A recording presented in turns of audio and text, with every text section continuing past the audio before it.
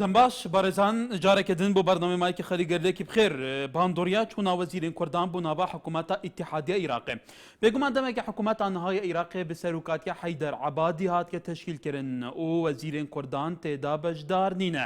Di demekê de ku Kurdan biryar daye di hikûmeta îtihadiya niha bi serokatiya Ebadî mîna hemû hikûmetên berê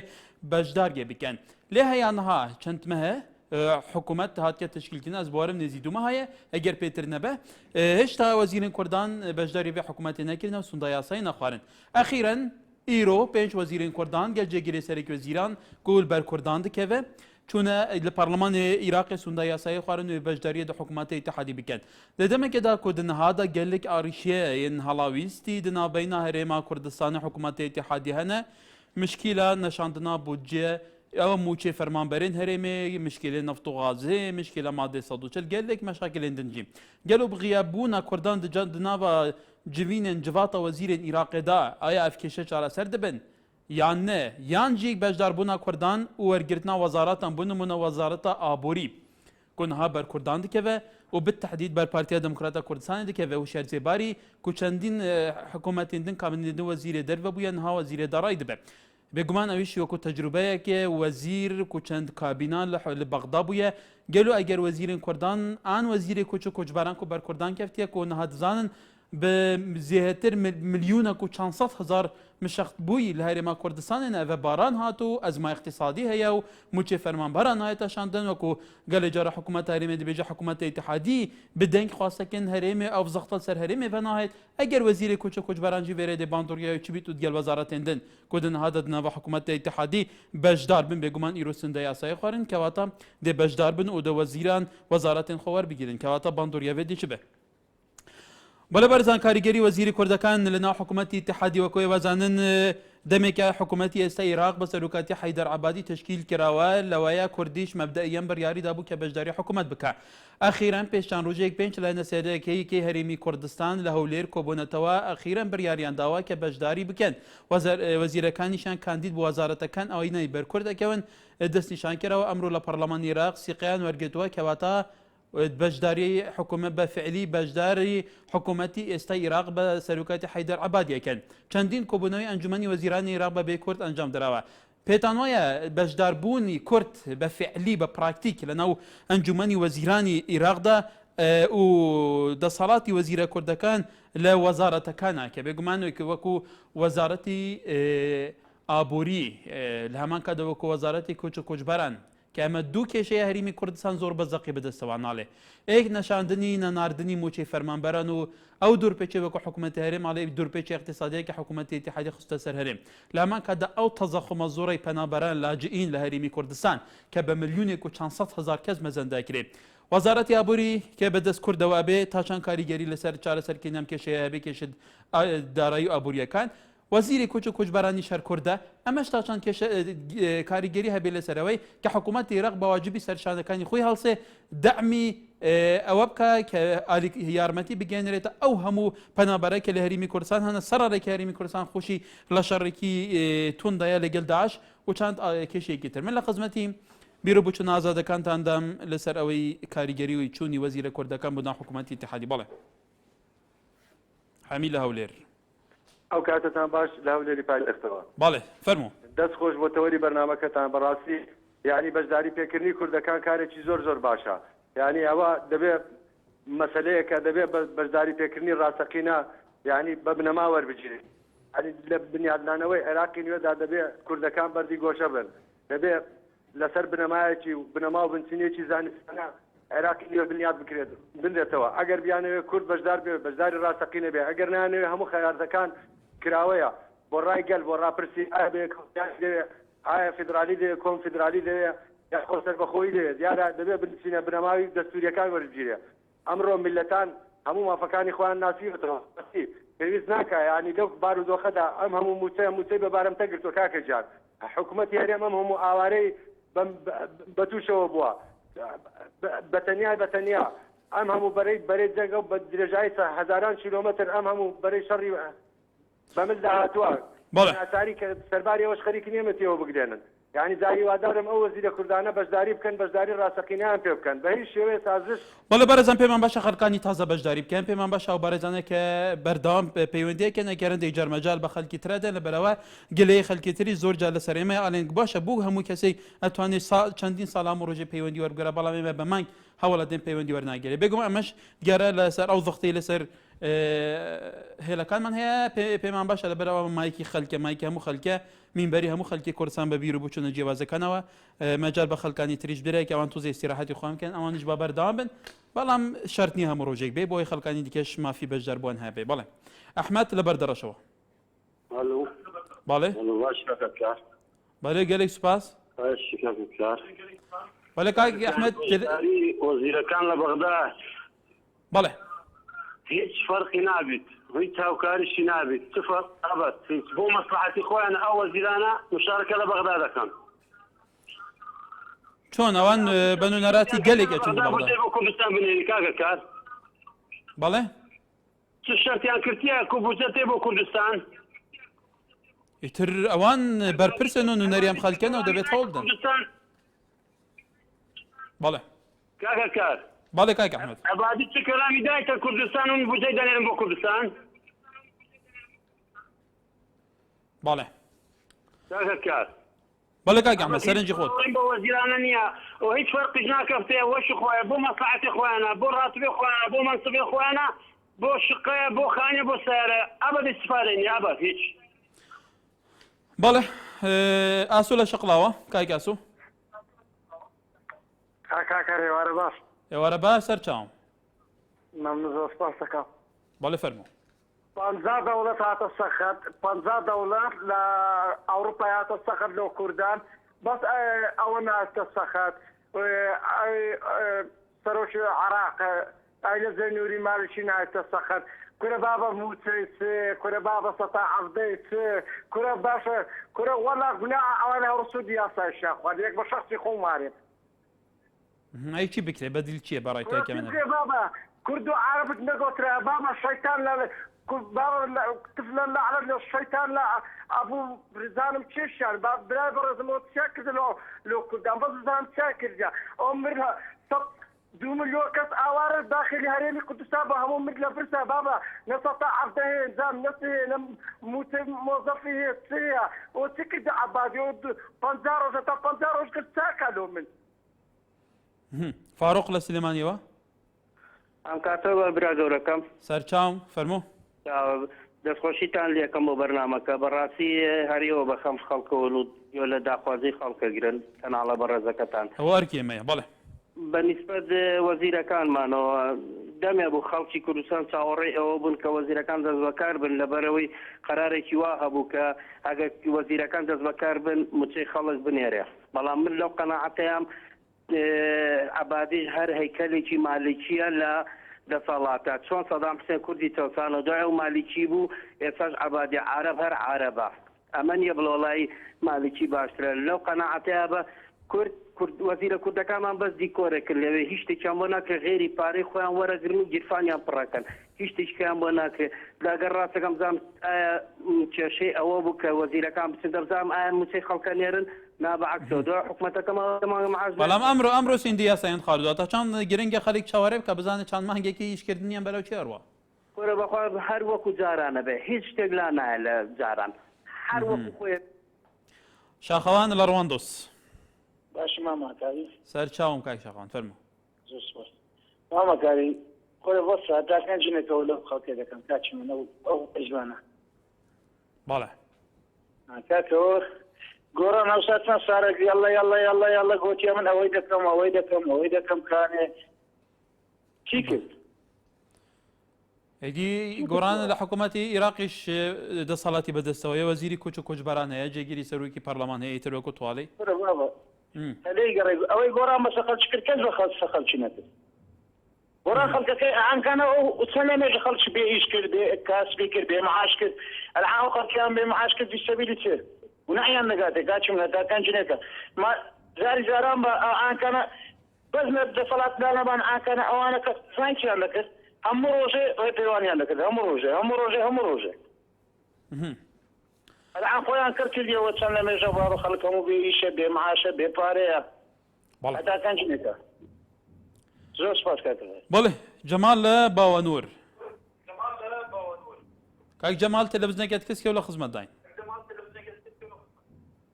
کاکەم کاتە باش هەموو کاتێک باشی بەڕێزیان بەڵێ سەر چاوم فەرمۆ پرسیارێکم هەیە بەڵێ لە خزمەت داین دائما ئێمە سەرخزەکانمان هێژن حکوومەت عراقی خراپە حکوومەت عراقی خراپ نییە مالیکی خراپ نییە مالیکی زۆر ئەم دوو حزبەی هەرێمە باشترن ئەم دوو حزبەی هەرێمە دائما ئەڵێن ئێمە ژێرخانی ئابووریمان پڕە ئێمە ئیش ئەەکەین ئێمە لە وڵاتان و خەڵک تێگوێرا بووە بەرهێنانەکەن دەرکەوت ئەم هەموو پارە حکوومەت عراقی عینێریە باشە حەومان ئەم بوو جەبراوە بۆ ئەم حکوومەتی هەرێمە کە پێگاتە لە یەکێتی و پارتی بۆ ئەوانیان توانی خەڵک بژێنن دەرکەوت کە ئەوانە خەڵکە ژێن ئەمەیەک دوو هەم کاگی خۆم با پرسیارێکی تریش لێ بکەم ئێمە لە هەرێمی کوردستانە تا ئیستا یەکێتی و پارتی 25 ساڵە حکم ئەکەن ئەم 25 ساڵە نەیانتوانی هێزێکی نیشتمانی دروستکەن هێز حزبیان دروست کردووە تاکو ئێستاکە بۆیە هێزێکی نیشتمانی چەکی تازایانە سەرنجیان ئەگەر شەڕی ناوخۆ بێت بەڵێ کێمانە گەلە سەباح زاخۆت گەرمەیە کاک سەبا کەرم کێ مرحبا بوتا مەرحەبا سەرچاوە أري بسيارك الرحمن نابل کەرم کێ أري بوشي حكمتهما هزار قنجيات كتن هزار بوشيات كتن هزار قنجيار عالمت كتن كز بحسينو كتن هين بحسينو كن هنا بجان ئەو خەلکێ کاک سەبا تۆ نوکە بەحس بکە بەحسێ وان باشە بکە تۆ بەحس بکە حكمتي فلان خلا قنجي كير بس خلت يك بتجيك شخصك بكتن هينتكن دنج وهينتكن مظنتكن او بوشي او صد قنجيهن دودبن او خرابيهن دونابت وصدور تقص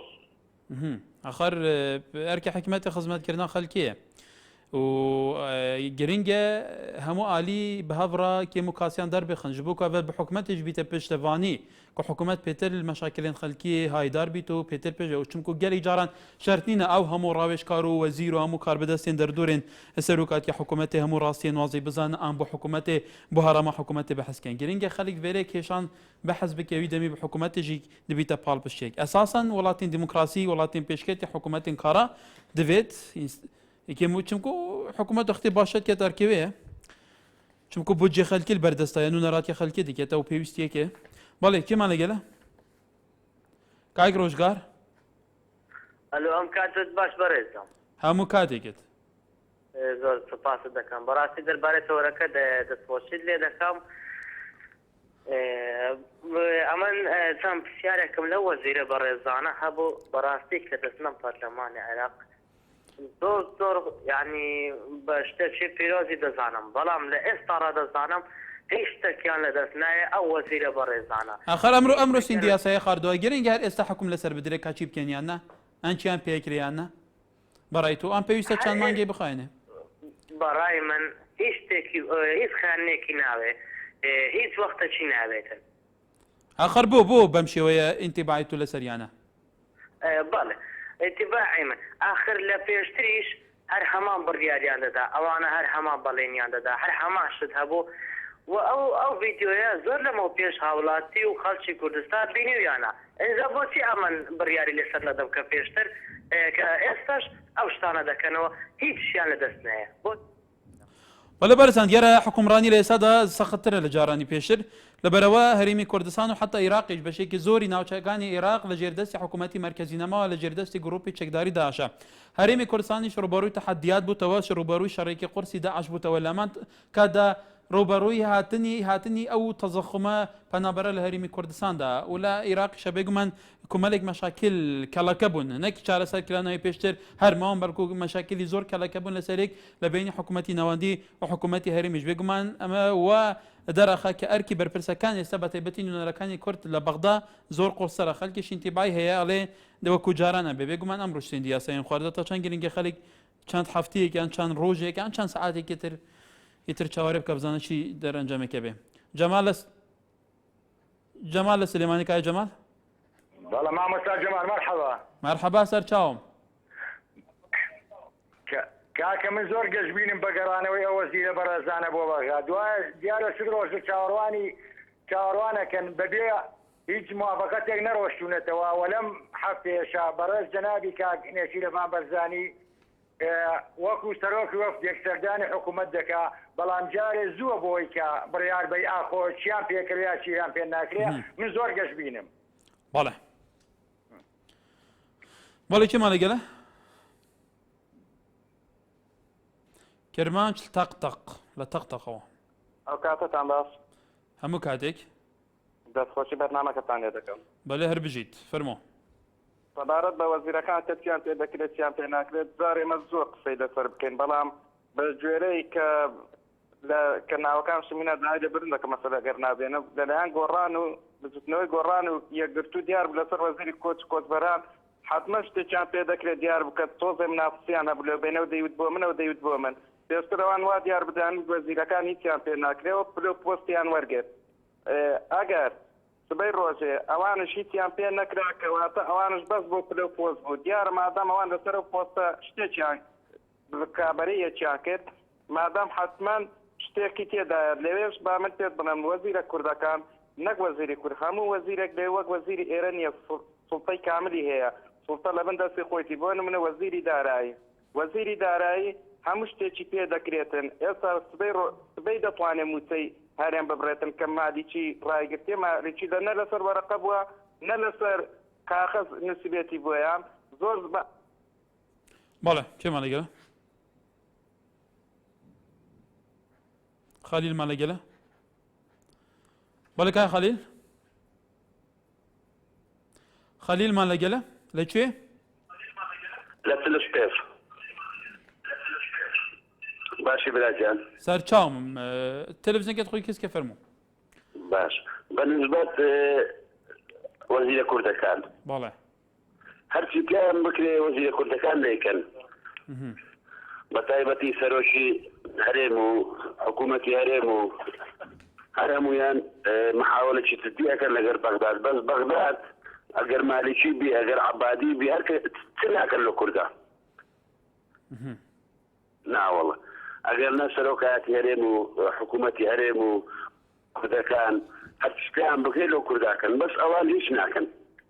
هەر بڕیا وعد دەدەن چ وعدش لە گۆڕێ نییە. بەڵێ ئارێ وەڵە زۆر سوپاس. بەڵێ سوپاس بۆ تۆش. بەڵێ کێمان لەگەلە؟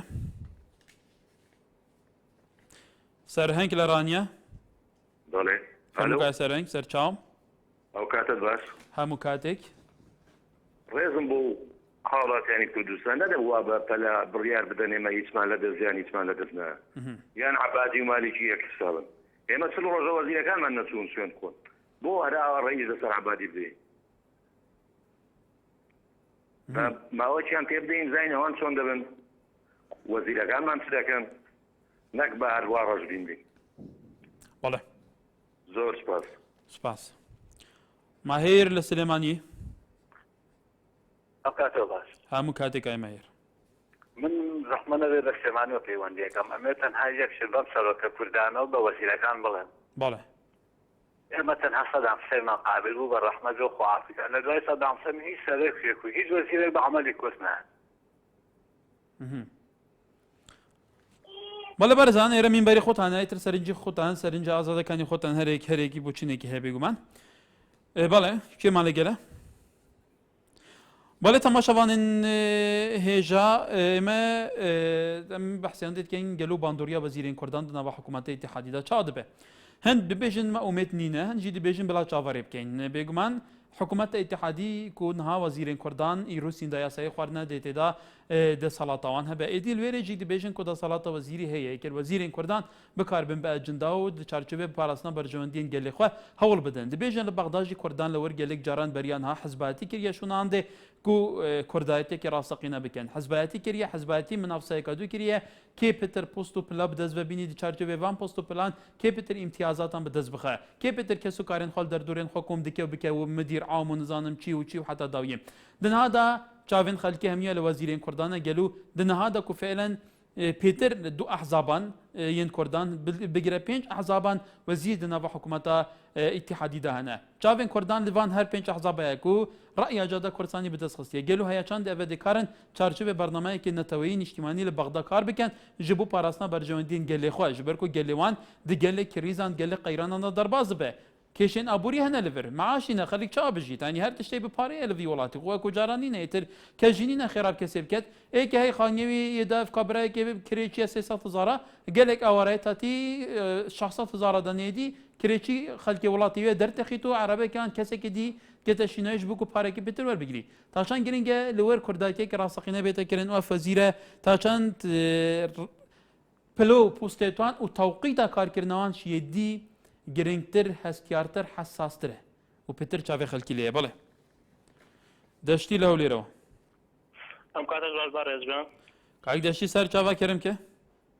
اگر کات توضیح کاتم که بدی بله فرمو بابزان چی اما گرانه وزیرکان یه لگوی که شکل سری وزیرکانه چکه وزیرکان بپی یاسا بپی قانون چند ارکو کاریشان إذا كان أوان لو زيادة ناتوان كاري تربكن براشتاي بلام شيء ما تشيء نتواتي مانية تشيء خاك مانية إما تسا هريم يشين راس هريم يشي سر بخوين بلام إما تشيء ياري كديني سنودي هريم مانية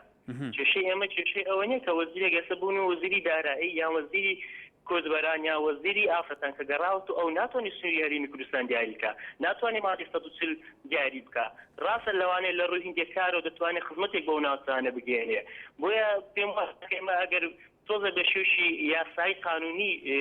بابتها كان شبكينوا كان ديارة راستا إسا كمالك تشي سياسي آبوري تشي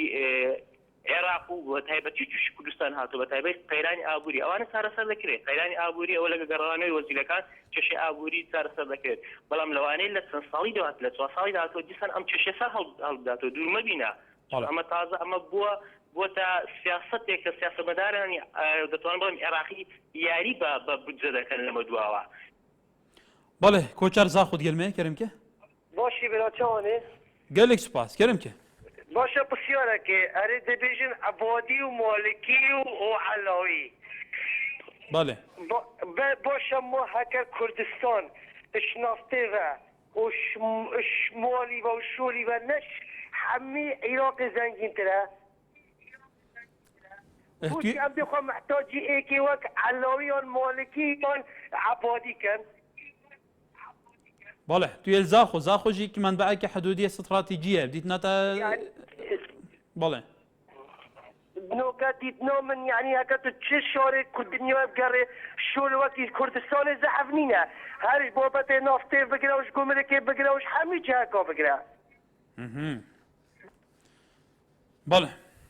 كواتا بو محتاجي وكنت بيجي محتاجي بغداد بن بو موچه بار تشتكي حتى انك ابو شي دي محتاج عبادي يعني دوله ساروكي ودوله ساري خدي وساروكي الشول زحفه النار زحفه جوز زحفه بلا ما شيفا كانوا ما تشم نتف عبادي وغير عبادي نفذ بلا امشي كيكي وكي امريكا فن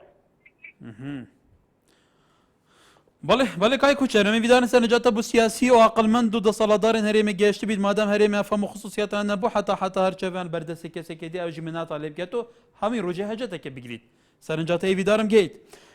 جیان له لیروا فرمو جیان خان دست خوشی کانالك كان لكم دست خوشی برنامج كل كم كاكا بله سپاس من موضوع زور مهم اوروبا بس للسربتين چونکە هەموو خەڵکانە داویان لە مثلا مستقبلی گەلە ئەوڕۆپا مستقبلش لەسەر چەند شتێکی مثلا بڵێن مستقبلی ئەو خەڵکەی یەکێک لەوانە کە ژیانی خەڵک ئەوڕۆپا هەموو کەس یخصوصاً ئەوانەی کە بڵێن فەرمان برن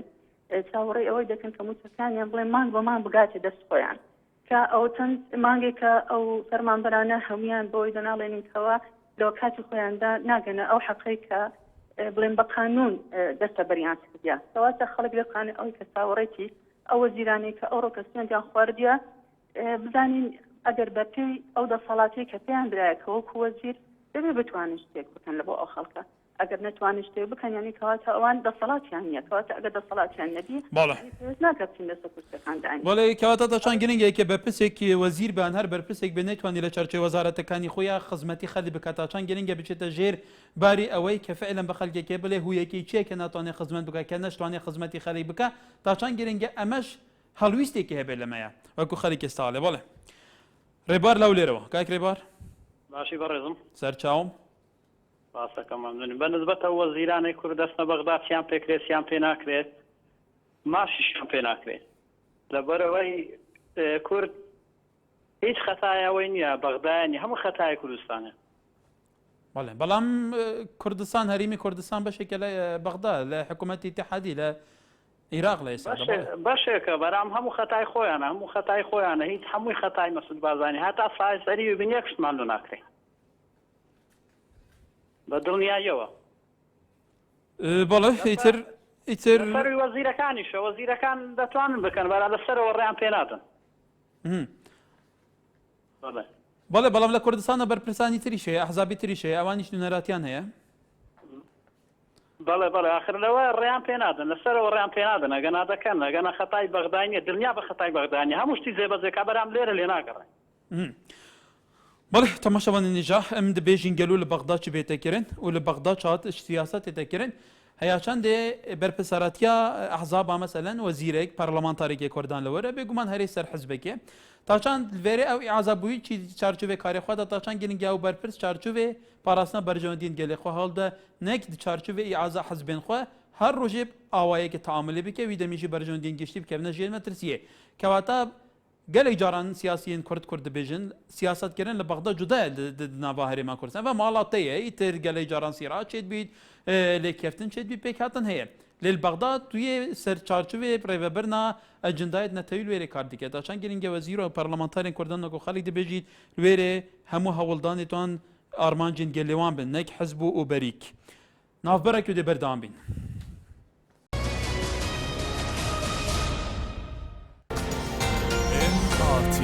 تاکە کەناڵی ئەهلی بێلایەن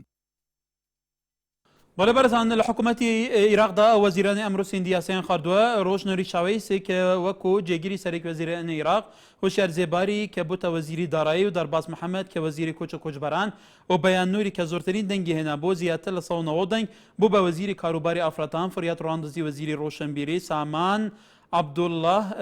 وەزیری دەوڵەت کە بێگومان هەر پێنج لایەنە سیاسەکە هەرێمی کوردستان لە حکوومەتی ئێستا عێراقدا بەشدارن ئاسو لە سلێمانیەوە کاک ئاس فەرموو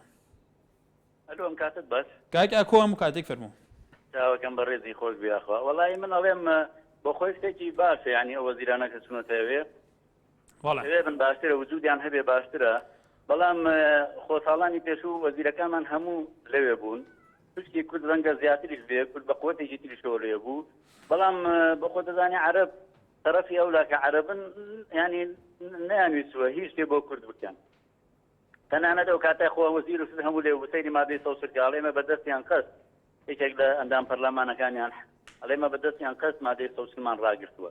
ئەنجا بەنسبەت کە چوونەتەوە لە 15 ڕۆژی ترا بۆ مەسەلەی کە وەزیری دارایی ئێستا کوردە و لەوەیە دەرەکەوێت گەرە و پارێ بنێرنیانێرن دەرەکەوێت تا چنێ ئەمانە کاریگەریان هەیە و ئیسفادەیان هەیە بۆ کورد زۆر سپاس بەڵێ فەرمان لەو لێرەوە کاک فەرمان کاتتان باش چێمان لەگەلە لەولێر خەرمان بەڵێ خەرمان بەڵێ خەرمان خان لە دیارەنەوەکە بەهاڵە بوو من گەیشتووە بەڵێ فەرموو احتمال مشكلة چشنية بەڵێ فەرموو بنسبة وزيركان آية بغداد چیان پێ دەکرێت چیان پێ ناکرێت هەموو شتێک دەمێتە سەر ئیرادەی مرۆڤەکە ئایا چەند شتی پێ دەکرێت و هەوڵی لەبۆ دەداتن خۆماندووکردن بەبێ ئەوەی کەس بە بێزاری بکەیان هەرچەند ڕێگرێک بێتە پێش دەبێ هەوڵدا بەسەری داوزاڵ بێ و باوەڕی بەخۆی هەبێ بۆ نمونە من یەک نمونەی بەسیط دێنمەوە زۆر گلەییم لە پەرلەمانتارەکان و وەزیرەکانی پێشتر ئیرادەیان هەبووە کە شت بکەن لە بۆ کورد ئەگەر نا ڕێگری هەر نەبێ هیچ شتێکم بە ئاسانی نایەتە پێشن بۆ پەرلەمانتارێکی وەکو حەنان فەتلاوی تاق ئاسەتێکە بتوانێت ئەو هەموو شتە بکە لە بۆ عەرەر دەستخۆشی لێ دەکەن لەبەر چی لەبەرەوەی ئەو لە بۆ میلەتەکەی خۆی هەوڵیدایە ڕاستە شتەکان هەم بە زەرەری مەشکاوە بەڵام ئایا ئەوانی ئێمە کە لە بەغداد نەمەیانتوانی وەکوی بکەن ئەو هەم پەرلەمانتارەمان هەبوو ئەو هەم وەزیرەمان هەبوو ڕئیس جمهوریمان هەبوو هیچ شتێکیان پێ نەکرا بەڵام ئافرەت پێچی عەرەب بتوانێت ئەو هەمادەی 100 ڕابگری ئەو هەموو کارە بکە کەواتە خەتای چییە؟ ئەمە دەوێت گلەی لە خۆمان بکەیت نابێ گلەی لەوان بکەیت لەبەرەوەی هەر کەس لەبۆ خۆی هەوڵ بدە. بەڵێ کەواتە بەڕێزان ئەم خاتونە بەڕێزە لە هەولێرەوەڵێ ئیرادە گرنگە ئیرادە و قەناعەت و جدیەت و ئیشکردن و هەستی بەرپرسەرەتی بەرامبەر نەتەوە کە بێگومان پەرلەمانتاران شەرعیەتیان لە گەلەکان وەرگرتووە تا چەند گرنگە لە پێناو گەلەکان هەوڵ بدەن ئەمە لێ ژنێک ئافرەتێک ناویشێنە کە مەتوانیوێتی بە جدیەتی خۆی زۆر شت بکات لە ئاراستەی بەرژەوەندی ئەوەی کە خۆی ئەوێ تا چەند گرنگە پەرلەمانتارە کوردەکانیش کە بێگومان هەمووی ئەزموندارن و کەسی بەتوانانە و زمانزانن و تا دوای تا چەند گرنگەوانیش بە شێوەیەکی جدی هەوڵ بدەن بۆ بەدەستهێنانی مافەکانی گەلەکان کە بێگومان زۆر مافی گەلەکان زاوت کراوە حتا زۆر مافی دەستوریشان هەیە لە عێراقا ئەم مافەنەش وەکو حەق بە کورد بەڕەوا نابینرێ. بەڵێ بەرخودان دینار تێ فەرموو ئارام لە قەلازەوە کاک بەرخودان فەرموو. دەستخۆشیە ئێکەکانی پاراستنی گەل دکەم داخوازە سەرکەفتن و کانتون و کوبانێ دکەم و داخوازە ئێک بوون و گەلێ کورد دکەم داخوازە هێزەکە ئێک بوون و گەلێ کورد دکەم ئەس وی کەسی ڕیڕەش و سەرمزار دکەم ئەو کەسێ خیانەتێ گەلێ کورد دکەن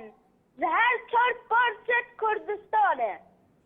هیویدارم شەروانێت کوبانێ ببنە سومبلا کوردستانێ شەهید و بریندار و ئەوێت ساخ ناوێ وان ji dîroka gelê Kurd da bêne nivîsîn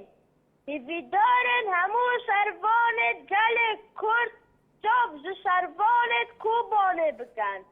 ti cara ji dojmenî nerebin daxwaza serkeftina gelê Kurd dikim بەڵێ بەرخۆدان تر بە سەرنجاتەیە بۆ هیوی دارین سەرنجاتە گەشتی بێت ئەس باوەرم ژ دەنگێتەژی دیار بۆ تۆ تەمەنێتەژی ئەوەندەنینە تازت پێت گەهی بێگومان ئافنێتەژی جێهێ سەرنجی بوون دیوی تەمەنی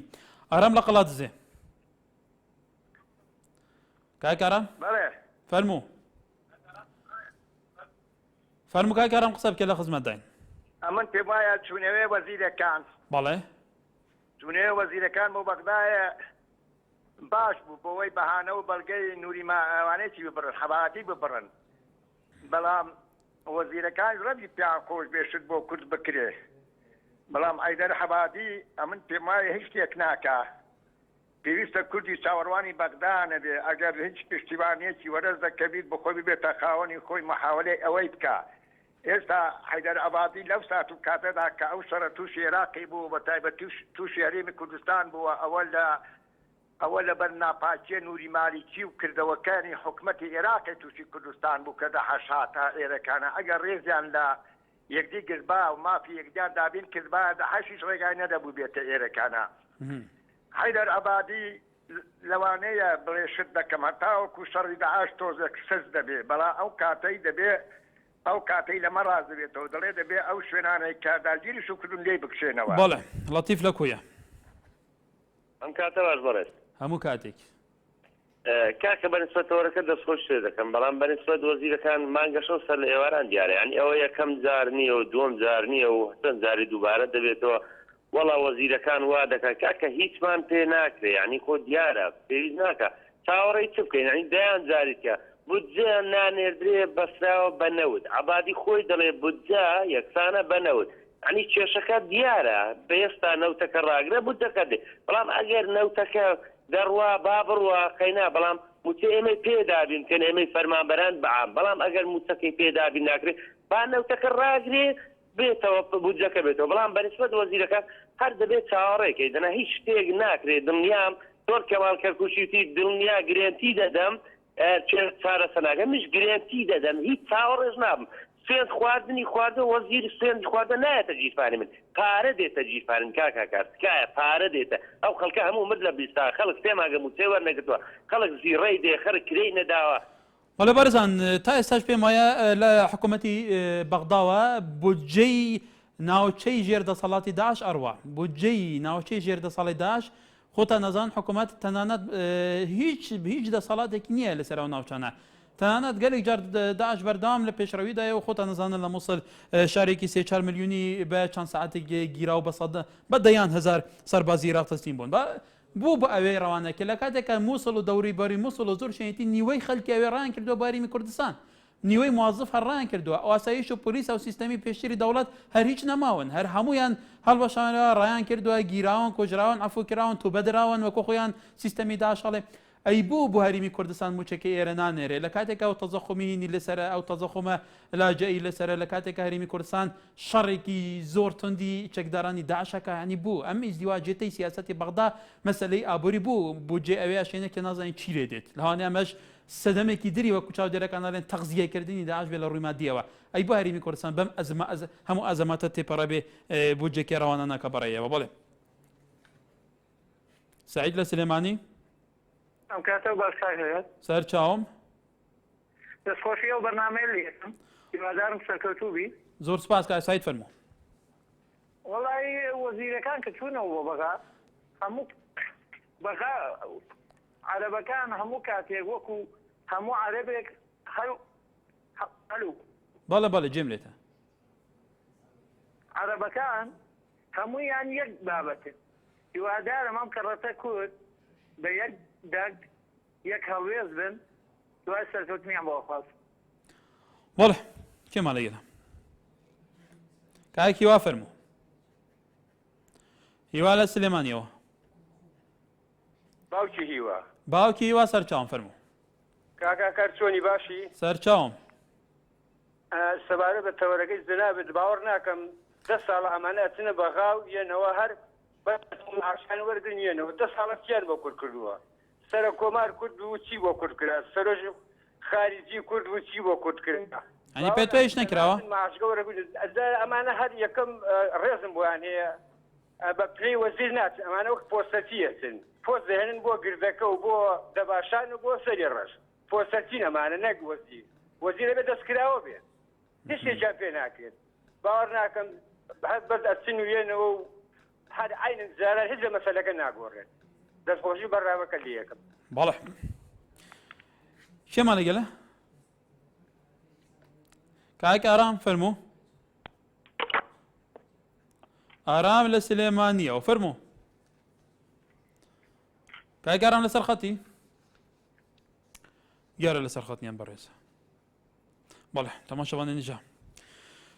گەلو دەوێت چارچوێ vê ڕەوشێدا کورچە بکەن 2003 هەیە نها 11 ساڵ ئەس باوەرەمە دەبیتە 12 ساڵ و حتا داویەژێکی لە بەغدانە کورد پێکێنەرێکی سەرەکی حکوومەتە پشتی سەدام حسێنن کورد لە بەغدا گەلێک پۆستە و پلێن گرنگین ستراتیجی بدەست بوون گەلێک وەراقێن زەختەیەم قووە دەستێ کورداندا بوون گەلو بوو کوردان وەکو پێدوی بکارنەینان مشکلین خۆ چارەسەر بکەن نەک مشکلە ئێک لە دیفێکێ و ئێک سەر ئێکێ کەڵەکە بیت و زۆر بن و تەژل وێرێ بنویتر کەس دەرەقەتەنایێت و هەموو قەیران و قەیران دیف قەیرانێ بێن و خەڵکی کوردستانێژی باجە هەمی تشتێکی بدەت سەرکرداتکە سیاسیا کوردام دیتنەوە 11 ساڵێ دەربازبووی بەغدا ئەف هەموو پلە و پۆستە دەسەڵ ساڵات دەستێواندا بوونە فەمی وەراقین زەختێ زۆر قووەت دەستێواندا بوونە ئەگەر دیدە و نەڕینەکە نەتەوەیی و پاراستنان بەرژەوەندین گەلی خۆ هەوڵدابان دیتنەوە ئارمانج بدەست نەتخستن گەلو ئان ئەو هەموو ئیتیفاقاتین گەل ئەحزابێن دنیان باڵادەستێن عێراقیشی ئەو سونیان و دیال حکوومەتە عێراقی سەرتەشکیل بووی ئیتیفاقە هەولێرە حتا داویە گەلەوەکە کوردام جددی هەڵوەسل سەرکرد بە بدیتنەوە ئارمانجین کوردا بدەست نەتخستن ئانجی بەغدا وەکو خەڵک دەبێژێت عەرەبن ئیتر عەرەب ناو و نیشانێتوی مەزهەبێوی دینێوی سەر و چاوێتوی پرچاوی چاوابیت هەمووت مەژیواندا ئێک تشتەیە بەرامبەر کوردان کەواتە دوی چارچویشدا پێویستە کورد وەکو گەل چت مێشکێ کورداندا هەبیت بوو بدەستخستە مافێن خۆ بڵێ شوان دۆکێت گەلمەیە بەڵێ کای شوان دۆکێ gelek spas em bêjinê şivan îtir keremke şekildîne bele divêt nafta Kurdistanê biha firoşin û ebadî jî hesa me bide tema êpa ve dinyada çê nabîdî me çawa ebadî hesê de tema yanî wasa ye bele evet par bud gotî 600,000 birmîlek naftê çi nafsara kirine 120,000 şinîka jema kî çi ji zanî bira يعني بديت ناطن نفطاس ولدت أنا باور بك وهمي دنيا جي زوني وهمي جي بيدنجا نفط كردستان وسا كردستان ما وفاقية وعندهم برلمان جناب نبو فقيرة فينا بغداد يبو مسؤولة فينا بغداد كساش فقيرين راتب بيت عنايتم ولك آي شبان سباب تجي مهدي المال لقال مهدي لشوي كايك مهدي لا سليمانيو بله تو زيدنگي برسكي وكاي مهدي بله ايواره باش برك ايواره باشتر فرمو الله سپاس بو برنامجتان بله براستی برنامجتان خراب نین بس خراب نین هیوادارم بدل بي بله بله حسكم باسی اشتیا بکن که استفاده به بو خلق براستی اگر باس کردن وزیر و معنی بیاد یعنی او بس تناکات کشتنا کما بیست والله همو ده صلاتك لجير دسي وزيرها يعني وزير دبيت يجبك ابو خليل خو خليل اخويا برانيا أنا توسيدي قال 23 سالة وزير مسؤول حكومة أيهن أيضا خلقي رشوروت دولة بابو خوي بوسيا والله هيك أنا كان إنجا خلق يكشت كشتويتي استاد جارانا معارضة يقصي كر استا خو مانيش لخوا وزيابيا لو ان كمتر ناكن استا اوانيش بيدنقون بنزين بوبن وصا معارضة قسناكا خانوا الروخيان معارضة قسناكا حتى اشتي خرابة امان يسايكن معارضة قسناكا كاتا هموي بوبيك وهموي قالكوميا لسر خلقي فخير وجار والوزير جابو خيبا لولا ولی تماشاوانی جای مهوادارین سرنجی خالی گشت بیت خالی که هندیکان لباش یکم مدامی برنامه کما لوانه زیاتر راجبین بلوی کمانش الان هیچ پینا کردی لبروا اوانی پیشتر وکو خالی کردی وکو پیوست نه انتونی هیچ بکن امانش نفسی شد که واتا ارکی اما زیرانه استال بغداد امروزین دیاسین خواردوا ام پنج وزیره هیوادارم اوانی جیل هج شرعی کردستانی بلامون او چکم پیوندیات خالی زیاتریان لیوی خالی که علی جد ایشی کی جدیتریان لیوی خالی لامان کدا راجبینیش لسر انجامی وکو خالی که علی در انجامی سیاستی برپرسه کردکان لبغداد لسالانی 11 سالی رابردو دا اما یوادارن سنجی او خلک با وزیر پارلمانترانی است لبغداد گشت به کلی صدا روشی کردستان روشی که هسکاره و لچان قیرانی که تپارا خلک زیاتر جدیتر چاویان لبرپرسکانه و برپرسکانش بگوان ارکیکی گرینگتر و قرصتریان لسرشانه چون بتوانه او قیرانه چاره سر بکل لهر گرینگتریان مثل بودجه ناردنی موچه خلک قوتی خلک هموج یعنی خلکی کردستان لسر اویا تاکه مصدری رئیسی جان لکردستان بگوان ی حکومت هریمی کردستانیشه لما کدا لک او بودجه لبغاودت برحال می بیدارین سرنجا گشت بیگلو وزیرین کردان اون افروک سیندا یاسای خواری گلو دی پابندی سیندا خو بند خدمتا پاراستنا برجمندین گشتین خلکی هیدی روزن بهن افیک دیز بال بیت اگر بابت گرم جی هبونی دمی سروان وزیران جارا کادیل وره دکینه تورو هینجیک سرنجا خوال در ببرن سر تماشاوان نیجا و کوامو تورو و پرسین گرمین روجا باوه حتی صبح وره خدمتات کینه ور باش